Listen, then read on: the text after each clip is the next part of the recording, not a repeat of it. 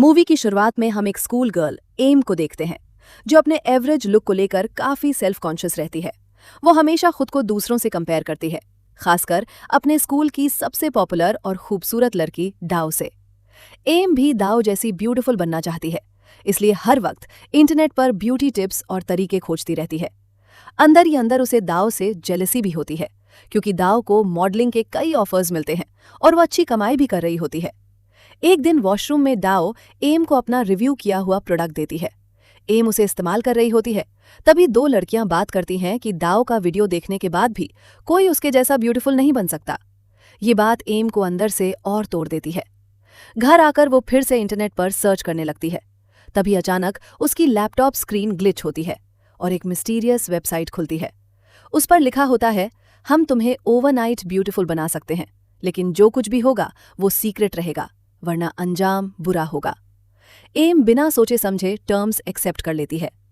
थोड़ी देर बाद door knock होता है और बाहर एक मिस्टीरियस बॉक्स मिलता है, जिसमें एक लिक्विड बॉटल होती है। एम बिना वार्निंग पढ़े उसे पी लेती है और मिरर में खुद को देखकर खुश हो जाती है। अगले दिन स्कूल में सब एम को देखकर हैरान रह जाते हैं। हर कोई उसकी ब्यूटी का रीजन पूछता है। उसे लगता है जैसे उसकी जिंदगी का सबसे अच्छा दिन आ गया हो, क्योंकि अब लोग उसे नोटिस कर रहे थे। लेकिन जब उसकी मॉम उससे सच जानने की कोशिश करती है, तो पनिशमेंट के तौर पर उसकी बॉडी से एक अजीब सा धागा निकलता है, जिसे हटाने पर उसे दर्द होता है।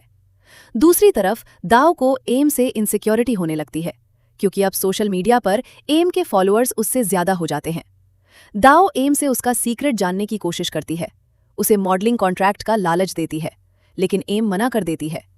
धीरे धीरे एम को ब्लड पीने की आदत लगने लगती है, जो उसकी ब्यूटी को बनाए रखती है, लेकिन अब वो इस पर कंट्रोल नहीं कर पा रही होती। उधर दाओ जेलसी में एम को हर्ट करती है और उस पर नजर रखने लगती है, यहां तक कि वो उसके पास रहने लगती है। और एक रात दाओ को एम के कमरे से कुछ बेहद अजीब आवाजें सुनाई देती हैं। अगली सुबह दाओ अपने चेहरे पर बहुत सारे पिंपल्स देखकर परेशान हो जाती है और अपना सारा गुस्सा स्कूल में एम से लड़कर निकालती है। तभी प्रिंसिपल वहां आता है और दोनों को अपने ऑफिस में बुलाकर आपस में अपने इश्यूज सुलझाने को कहता है। उनके जाने के बाद दाओ फिर से एम से उसके ओवरनाइट ब्यूटीफुल होने का राज पूछती है। एम उसे समझाने की कोशिश करती है कि ये एक कर्स है और उसे इससे दूर रहना चाहिए, लेकिन दाओ उसकी बात नहीं मानती।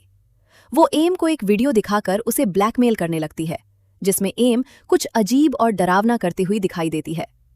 इस वीडियो के वायरल होते ही एम की रेपुटेशन और पॉपुलैरिटी दोनों खराब हो जाती हैं और मजबूर होकर एम दाओ को अपना सीक्रेट बताने के लिए तैयार हो जाती है। रूम में जाने से पहले एम आखिरी बार डाओ से पूछती है कि क्या वो सच में ये करना चाहती है, लेकिन डाओ जिद पर अड़ी रहती है।